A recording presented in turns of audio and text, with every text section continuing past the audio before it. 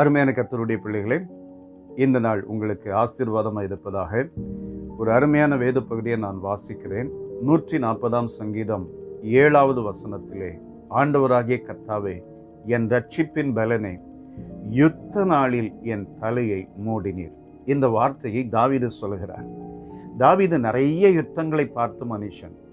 அப்படி யுத்தங்கள் நடக்கும்போது எதிரிகள் தலையை தான் தங்களுடைய நோக்கமாய் கொண்டு எப்படியாகிலும் தலையை வெட்டி விட வேண்டும் என்று சொல்லி முயற்சி செய்வார்கள். இது தாவீதுக்கு நிறைய முறை நடந்திருக்கலாம். அந்த நாட்களிலே இப்படிப்பட்ட சூழ்நிலை வரும்போது கர்த்தர் தாவீதை அற்புதமாய் பாதுகாத்திருக்கிறார். அதை தான் இங்கு சுட்டி காண்பிக்கிறார். யுத்த நாளில் என் தலையை மூடினீர். அப்ப நிறைய பாதிப்புகள் வந்திருக்கக்கூடும். கர்த்தர் அந்த சூழ்நிலையிலே பாதுகாத்திருப்பார். இன்றைக்கு ஆவிக்குரிய பிரகாரமாய் நம்முடைய நினைவுகளிலே, நம்முடைய சிந்தனைகளிலே, கண்களிலே, வார்த்தையிலே நிறைய போராட்டம் இருக்கிறது. ஆவிக்குரிய பிள்ளைகளுக்கு நிறைய சிந்தனையின் போராட்டம், நிறைய மாம்ச எண்ணங்கள், நிறைய போராட்டங்கள் வந்து கொண்டே இருக்கிறது. இன்னைக்கு நம்முடைய தலையை தேவன் பாதுகாக்க வேண்டும். நம்ம ஒரு அருமையான ஜெபம் செய்ய வேண்டும். யுத்தம் நடக்கிறது. இன்றைக்கு ஆவிக்குரிய யுத்தம் பிசாசோடு நடந்து கொண்டிருக்கிறது. எபேசியர் 6ஆம் அதிகாரம் 12வது வசனத்திலே வாசிக்கிறோம். மாம்சத்தோடும் இரத்தத்தோடு மாத்திரமல்ல, துரைத்தனங்களோடும் அதிகாரங்களோடும் அந்தகார லோகாதிபதிகளோடும் வான மண்டலத்தில் உள்ள பொல்லாதாவின் சேனைகளோடும் நமக்கு போராட்டம் இருக்கிறது. இப்படிப்பட்ட போராட்டங்கள் சில நேரங்களிலே சிந்தனையை தாக்குகிறது. ரோமர் 8ஆம் அதிகாரம் 5, 6, 7 ஆகிய வசனங்களை வாசிக்கும்போது, மாம்சத்துக்குரியவர்கள் மாம்சத்துக்குரியவைகளை சிந்திக்கிறார்கள், ஆவிக்குரியவர்கள் ஆவிக்குரியவைகளை சிந்திக்கிறார்கள். மாம்ச சிந்தை மரணம், மாம்ச சிந்தை தேவனுக்கு விரோதமான பகை என்று வாசிக்கிறோம்.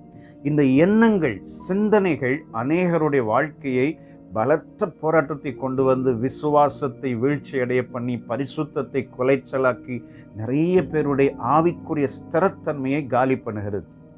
இந்த காலை நேரத்திலே நம்ம ஜெபிக்கணும். ஆண்டவரே, தாவீதை யுத்த நாளிலே தலையை உம்முடைய கரத்தினால் மூடினீர், பாதுகாத்தீர். அதே போல இன்னைக்கு எங்களுக்கு நடக்கிற யுத்தத்திலே எங்கள் சிந்தனையை, எங்கள் தலையை நீர் பாதுகாக்க வேண்டும். அநேக முறை தேவன் நம்மை பாதுகாத்திருக்கிறார்.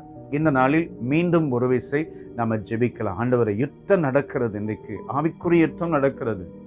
இந்த யுத்தத்திலே என் தலையை உம்முடைய அபிஷேகத்தினாலே மூடுங்க ஆண்டவரே. தாவீது சொல்லுவார் 23ஆம் சங்கீதம் 5வது வசனத்திலே, என் தலையை எண்ணெயால் அபிஷேகம் பண்ணுகிறீர். அந்த எண்ணெயால் அபிஷேகம் பண்ணும்போது, தேவ அபிஷேகம் இறங்கும் போது அந்த சிந்தனையே பாதுகாக்கப்படுகிறது. இந்த காலை நேரத்தில் நாமும் கேட்கலாம், ஆண்டவரே, என்னையும் எண்ணெயால் அபிஷேகம் பண்ணுங்க.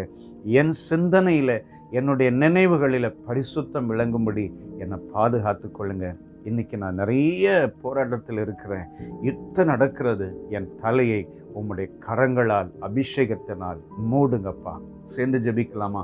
அன்பான பிதாவே, உம்முடைய அநேக பிள்ளைகளுக்கு இந்த சிந்தனையில் வருகிற போராட்டங்களில் இருந்து அவர்களை காத்து, ஆண்டவரே, யுத்த நாளில் தாவீதினுடைய தலையை மூடினது போல ஆண்டவர் உம்முடைய பிள்ளைகளின் தலையை, சிந்தனையை, அவருடைய பார்வையை, எண்ணங்களை மூடி உம்முடைய கரங்களால் மறைத்து நித்திய ஜீவன் வரைக்கும் அவர்களை பாதுகாத்துக் கொள்வீராக.